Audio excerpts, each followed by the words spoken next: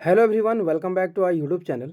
तो आज की इस वीडियो में जो है हम अपना method of preparation of alkanes के बारे में हम बात कर रहे थे, जिसमें जो है आज हम अपना fifth and sixth method of preparation जो है पढ़ने वाले हैं method of preparation of alkanes में, जो कि हमारा नेक्स्ट है indirect reduction of alkyl halide. ये जो है हमारा नेक्स्ट मेथड ऑफ प्रिपरेशन है। तो basically indirect reduction of alkyl halide क्या होता है, इसके बारे में जो है हमें सबसे पहले समझना होगा एंड किस तरीके से जो है हम इसके थ्रू जो है अल्केन का प्रिपरेशन कर सकते हैं। तो बेसिकली इस रिएक्शन के लिए जो है एक बहुत फेमस यहाँ पे रिएजेंट का यूज़ किया जाता है, जिसे हम कहते हैं ग्रिग्नार्ड रिएजेंट है। एंड ग्रिग्नार्ड रिएजेंट का जो है बेसिकली आपने कार्बनिक कंपाउंड्स में जो है क्लास 12 में जो है बहुत ज़्यादा यूज़ किया होगा आपने एल्कोहल के प्रिपरेशन के लिए फ्रॉम एल्डिहाइड एंड कीटोन्स के थ्रू, या फिर जो है एस्टर के थ्रू भी जो है आपने बहुत ज़्यादा इसका यूज़ किया था। तो यहाँ पे ग्रिग्नार्ड रिएजेंट के थ्रू जो है हम अल्केन का भी जो है प्रिपरेशन कर सकते हैं। वो कैसे?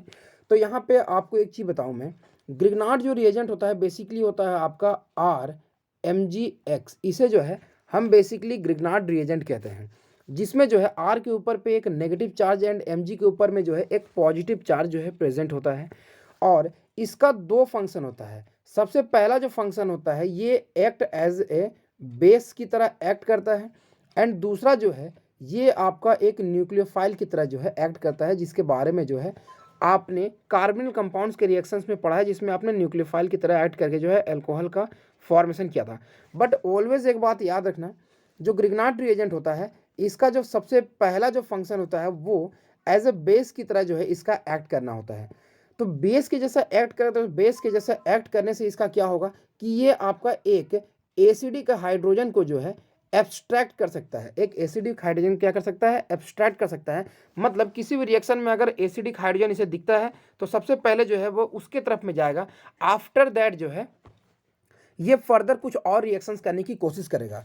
तो सबसे पहले जो है हमें यहाँ पे ग्रिग्नार्ड रिएजेंट फॉर्म करना पड़ेगा, जो कि है अगर एक एल्काइल हैलाइड हमें दिया हुआ है RX, जो कि बेसिकली जो है एल्काइल ब्रोमाइड यानी RBr बेसिकली होता है, उसे जो है हम मैग्नीशियम के साथ में जो है यहाँ पे in the presence of dry ether के साथ में जो है रिएक्शन कराएंगे तो RMgX का जो है फॉर्मेशन हो जाएगा, जिसे हम यहाँ पे ग्रिग्नार्ड रिएजेंट कहते हैं।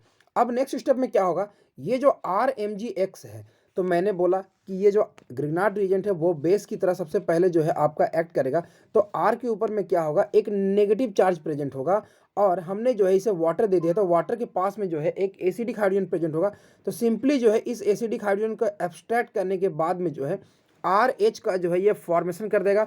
साथ ही जो है हमारा ये MgOH और एक्स का जो है यहाँ पे ये फॉर्मेशन कर देगा। तो यहाँ पे आपने देखा कि RX का जो है फॉर्मेशन कर दिया, जिससे जो है हम यहाँ पे डायरेक्टली अल्केन कह सकते हैं।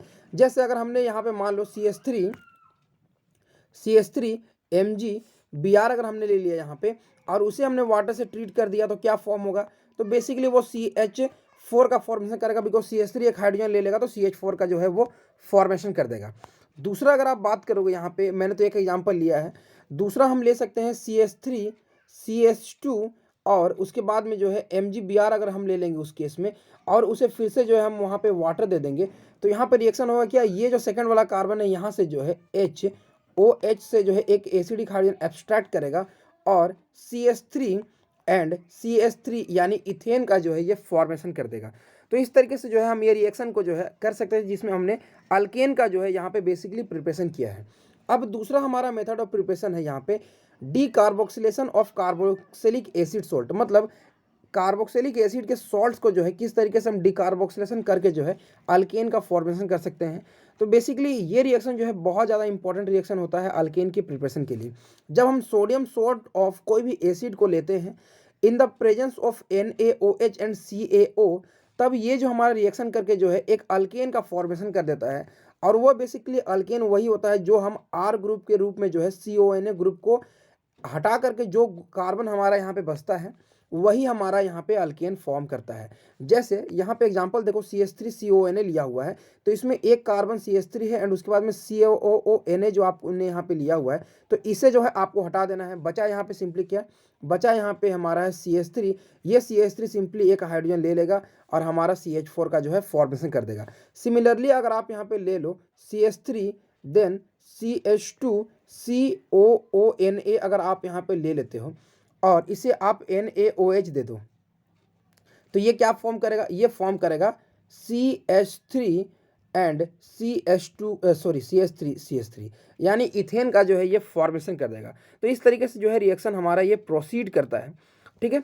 इस तरीके से आप डायरेक्टली इस रिएक्शन को कर सकते हो, और यहाँ पे इससे ज़्यादा जो है आपको इस लेवल में जो है जानने की ज़रूरत नहीं है इस रिएक्शन के बारे में। तो अगले वीडियो में जो है अगले मेथड ऑफ प्रिपरेशन के बारे में बात करेंगे। तब तक के लिए थैंक्स।